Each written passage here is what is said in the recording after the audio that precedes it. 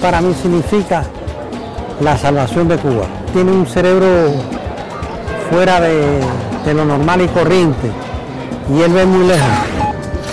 Yo soy de un pueblo pequeño de Gea que se llamaba Bardenas, y ahí los niños siempre estábamos en la calle, pues aquí pasa igual, ¿verdad?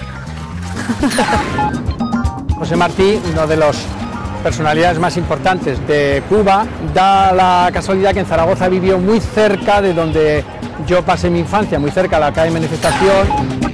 El recuerdo de lo que es el Ebro, con la imagen del Pilar, la niebla en invierno que me encanta, el cierzo ese que te mata de frío pero que adoro, el aire de la ciudad, de verdad, te lo juro, yo es que soy muy maña, ¿qué voy a hacer?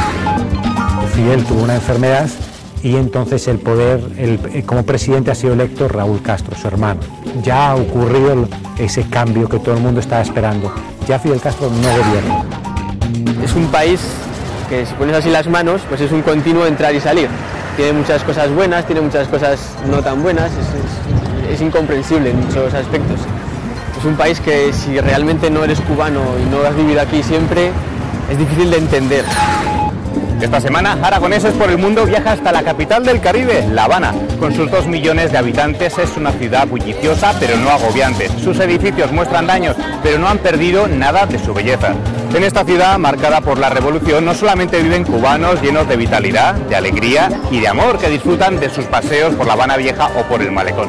También viven aragoneses y si quieren conocer cómo es su vida aquí, solo tienen que acompañarnos.